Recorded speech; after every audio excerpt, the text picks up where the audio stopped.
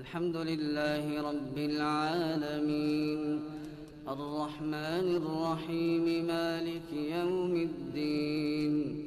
إياك نعبد وإياك نستعين اهدنا الصراط المستقيم صراط الذين أنعمت عليهم غير المغضوب عليهم ولا الضالين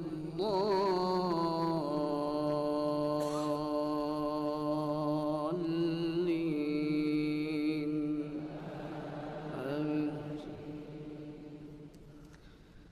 عما يتساءلون عن النبأ नाजरीन, इन हस्ती को तो आप जानते ही होंगे। इनका नाम शेख मोहम्मद खलील अलकारी है, जो कि मस्जिद कुबा में तरावी पढ़ा रहे थे। आखिर क्या था इस तरावी में कि इनको कत्ल कर दिया गया। मज़ीद देखें वीडियो में और ख़ुद बताएं कमेंट में आखिर क्या बात थी जो इनको कत्ल कर दिया गया। وخلقناكم أزواجا وجعلنا نومكم سباتا وجعلنا الليل لباسا وجعلنا النهار معاشا وبنينا فوقكم سبعا شدادا وجعلنا سراجا وهاجا وأنزلنا من المعصرات ماء ثجاجا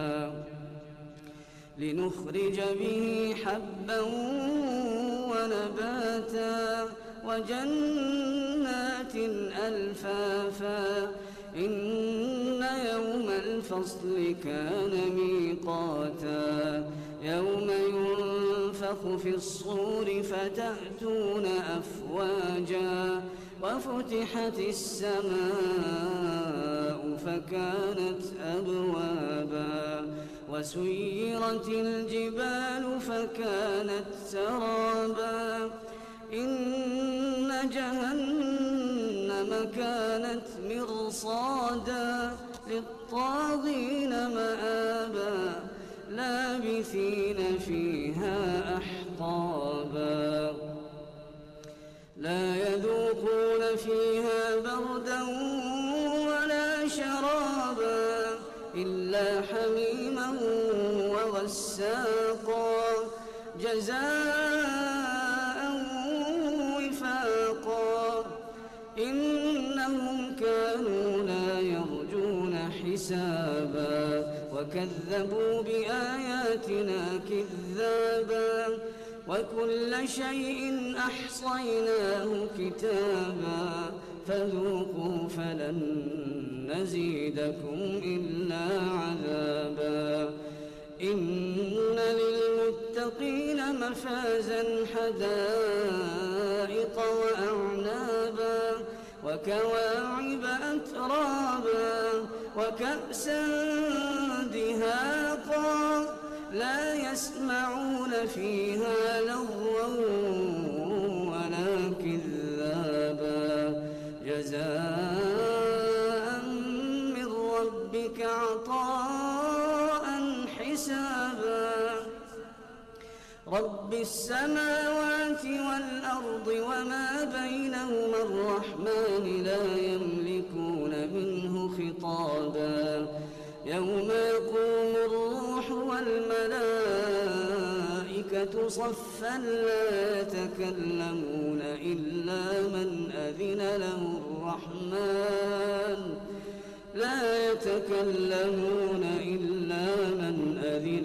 الرحمن وقال صوابا ذلك اليوم الحق فمن شاء اتخذ إلى ربه مآبا إنا أنذرناكم عذابا قريبا يوم ينظر المرء ما قدمت يداه ويقول الكافر يا ليتني كنت ترابا. غرقا والناشطات نشطا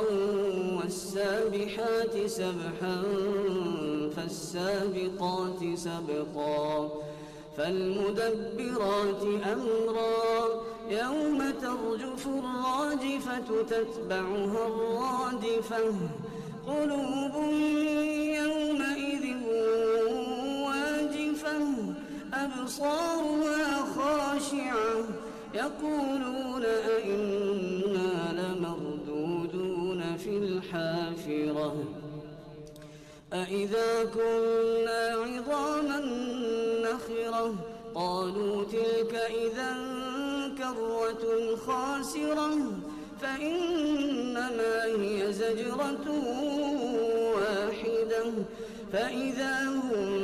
بالساهرة هل أتاك حديث موسى إذ ناداه ربه بالوادي المقدس طوى اذهب إلى فرعون إنه طغى فقل هل لك إلى أن تزكى وأهديك إلى ربك فتخشى فأراه الآية الكبرى فكذب وعصى ثم أدبر يسعى فحشر فنادى فقال أنا ربكم الأعلى فأخذه الله نكال الآخرة والأولى إن في ذلك لعبرة لمن يخشى أأنتم أشد خلقا أم السماء بناها رفع سمكها فسواها وأغطش ليلها وأخرج ضحاها والأرض بعد ذلك دحاها أخرج منها ماءها ومرعاها والجبال أرساها متاعا لكم ولأنعامكم فإذا جاءت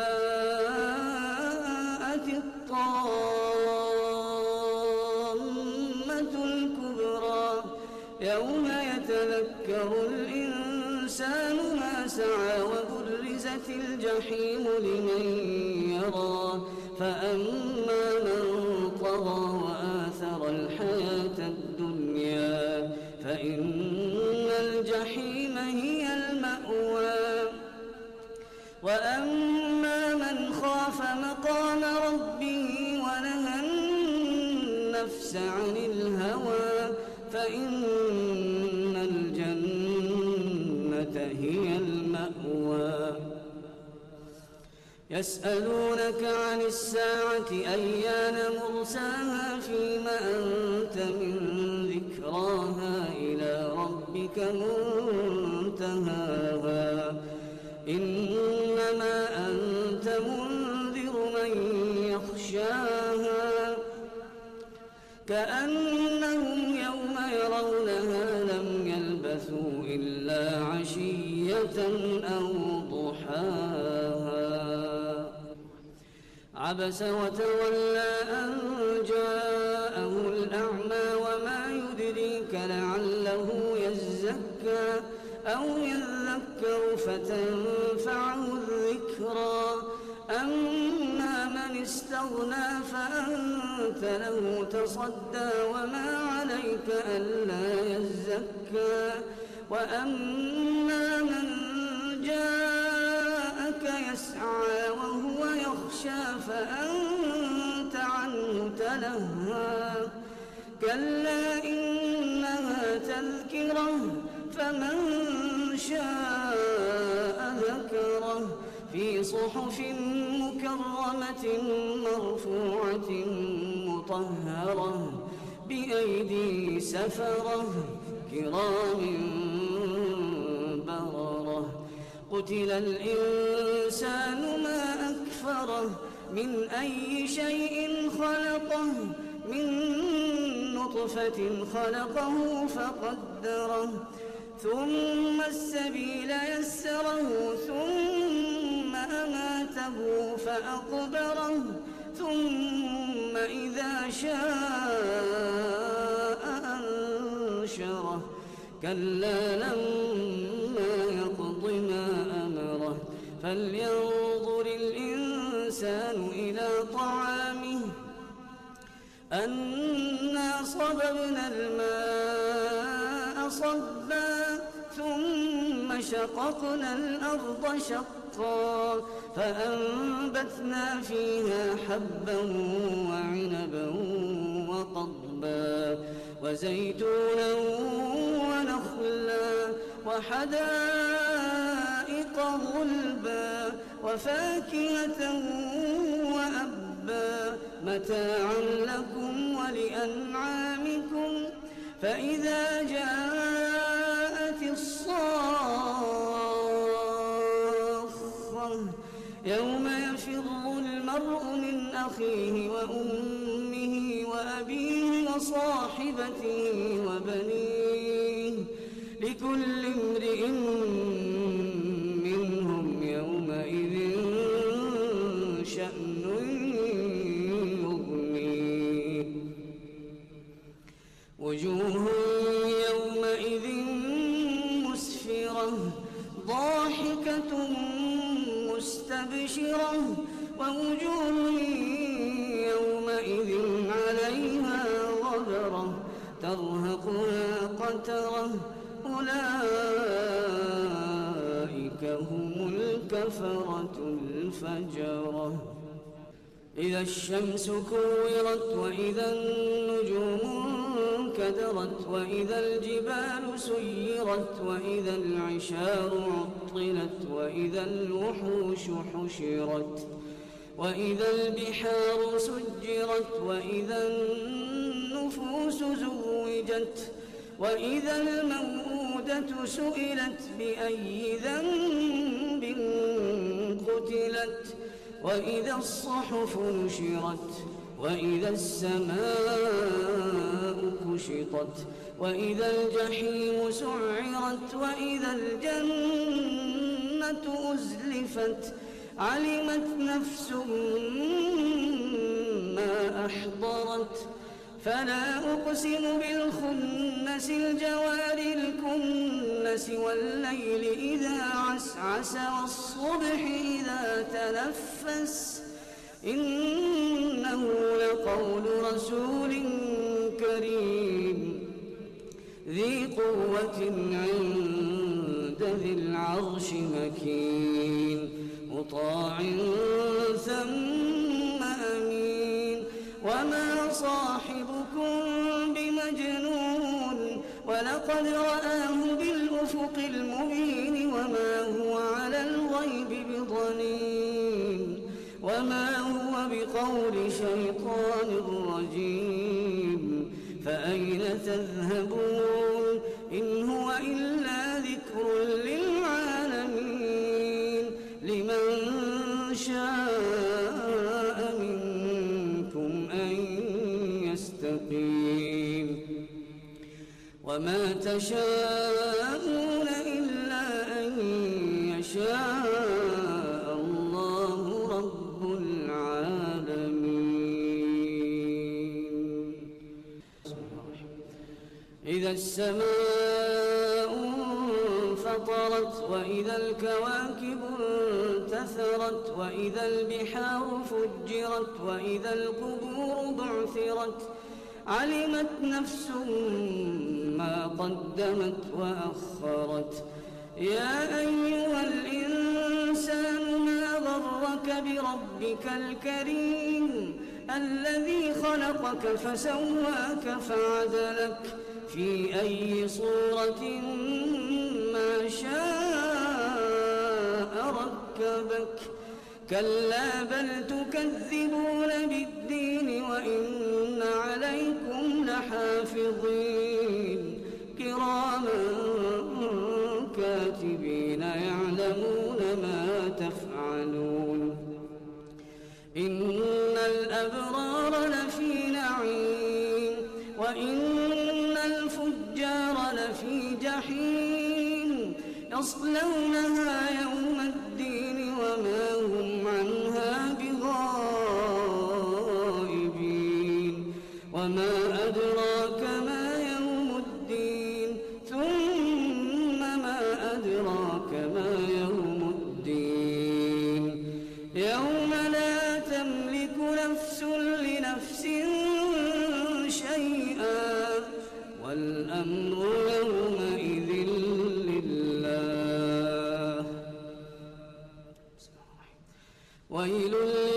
المطففين الذين إذا اكتالوا على الناس يستوفون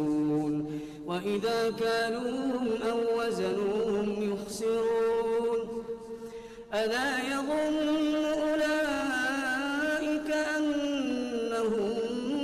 مبعوثون ليوم عظيم يوم يقوم الناس لرب العالمين كلا إن كتاب الفجار لفي سجين وما أدراك ما سجين كتاب مرقوم ويل يومئذ للمكذبين الذين يكذبون بيوم الدين وما يكذب به إلا كل معتد أثيم إذا تتلى عليه آياتنا قال أساطير الأولين كلا بران على قلوبهم ما كانوا يكسبون كلا إنهم عن ربهم يومئذ لمحجوبون ثم إنهم لصالو الجحيم ثم يقال هذا الذي كنتم به تكذبون كلا إن كتاب الأبرار لفي عليين وما أدراك ما عليون كتاب مرقوم يشهده المقربون إن الأبرار لفي نعيم على الأرائك ينظرون تعرف في وجوههم نضرة النعيم يسقون من رحيق مختوم ختامه مسك وفي ذلك فليتنافس المتنافسون ومزاجه من تسنيم عينا يشرب بها المقربون إن الذين أجرموا كانوا من الذين آمنوا يضحكون وإذا مروا بهم يتغامزون وإذا انقلبوا إلى أهلهم انقلبوا فكهين وإذا رأوهم قالوا إن هؤلاء لضالون وما أرسلوا عليهم حافظين فاليوم الذين آمنوا من الكفار يضحكون على الأرائك ينظرون هل ثوب الكفار ما كانوا يفعلون إذا السماء انشقت وأذنت لربها وحقت وإذا الأرض مدت وألقت ما فيها وتخلت وأذنت لربها وحقت يا أيها الإنسان إنك كادح إلى ربك كدحا فملاقيه فأما من أوتي كتابه بيمينه فسوف يحاسب حسابا يسيرا وينقلب إلى أهله مسرورا وأما من أوتي كتابه وراء ظهره فسوف يدعو ثبورا ويصلى سعيرا إنه كان في أهله مسرورا إنه ظن أن لن يحور بلى إن ربه كان به بصيرا فلا أقسم بالشفق والليل وما وسق والقمر إذا اتسق لتركبن طبقا عن طبق فما لهم لا يؤمنون وإذا قرئ عليهم القرآن لا يسجدون بل الذين كفروا يكذبون والله أعلم بما يوعون فبشرهم بعذاب أليم إلا الذين آمنوا وعملوا الصالحات لهم أجر غير ممنون والسماء ذات البروج واليوم الموعود وشاهد ومشهود قتل أصحاب الأخدود النار ذات الوقود إذ هم عليها قعود وهم على ما يفعلون بالمؤمنين شهود وما نقموا منهم إلا أن يؤمنوا بالله العزيز الحميد الذي له ملك السماوات والأرض والله على كل شيء شهيد إن الذين فتنوا المؤمنين والمؤمنات ثم لم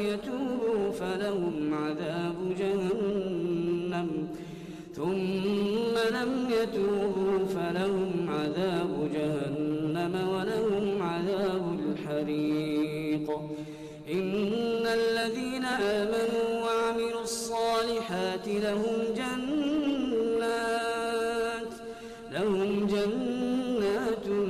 تجري من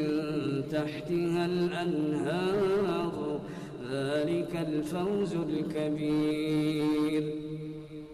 إن بطش ربك لشديد إنه هو يبدئ ويعيد وهو الغفور الودود ذو العرش المجيد فعال لما يريد هل أتاك حديث الجنود فرعون وثمود بل الذين كفروا في تكذيب والله من ورائهم محيط بل هو قرآن مجيد في لوح محفوظ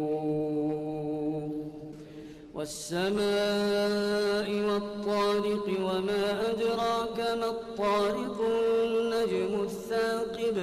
إن كل نفس لما عليها حافظ